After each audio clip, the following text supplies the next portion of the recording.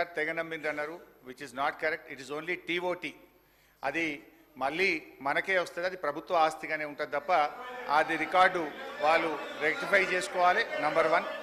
Number 2 అధ్యక్ష, వారు ఇంకో మంచి మాట అన్నారు, మనకు తాతలు తండ్రులు ఆభరణాలు ఆస్తులు ఇస్తారు, అది అమ్ముకుంటారా అన్నారు. మరి మీ ఉప ముఖ్యమంత్రి గారి బడ్జెట్లో 24,000 కోట్లు భూములమ్మి ఈ బడ్జెట్కు నిధులు సమకూరుస్తా అన్నారు. దాన్ని ఏమంటారో ముందు సమాధానం చెప్పండి. నంబర్ 2. నంబర్ 3, మహబూబ్ నగర్ ఎంపీగా కేసీఆర్ గారు ఏం చేసిండ్రు అన్నారు.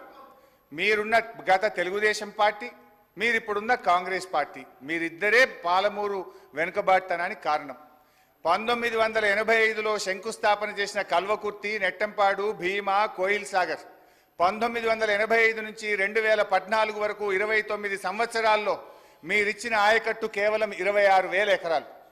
మేం ప్రభుత్వంలోకి రాగానే 4,000 కోట్లు ఖర్చు పెట్టి 6,36,000 ఎకరాలకు నీళ్లు ఇచ్చింది నిజమా కాదా అని నేను అడుగుతా ఉన్నా.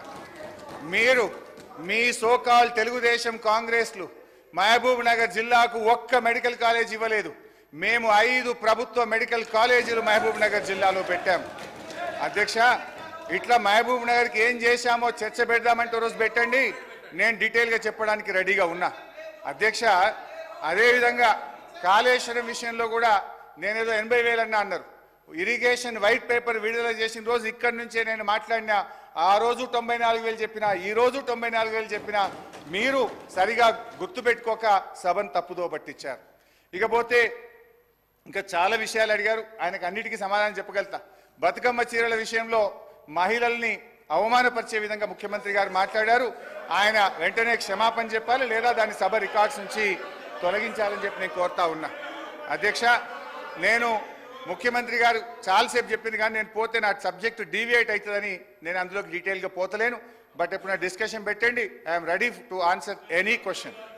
అధ్యక్ష, ఇట్లా అప్పులు ఆస్తుల గురించి మాట్లాడే క్రమంలో ఈరోజు మెడికల్ కాలేజీలు కానీ, నర్సింగ్ కాలేజీలు కానీ, మీరు కూర్చుంటున్న సచివాలయం కానీ, అప్పుడప్పుడు మీరు రివ్యూకు పోతున్నటువంటి పోలీస్ కమాండ్ కంట్రోల్ రూమ్ కానీ, అదేవిధంగా గురుకులాలు కానీ, ఇట్లా రైతు వేదికలు కానీ, ఎన్నో ప్రగతి భవన్ కానీ, ఇవాళ మా బట్టెన్ ఉంటున్న ప్రగతి భవన్ కానీ, ఇట్లా ఎన్నో ఆస్తుల కల్పన కూడా చేశాం.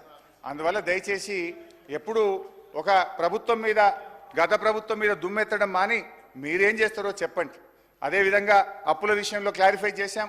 ఇక భవిష్యత్తులో అనవసరంగా తప్పుడు ప్రచారం, గోబల్స్ ప్రచారం మానుకోవాలని చెప్పి నేను కోరుతూ అధ్యక్ష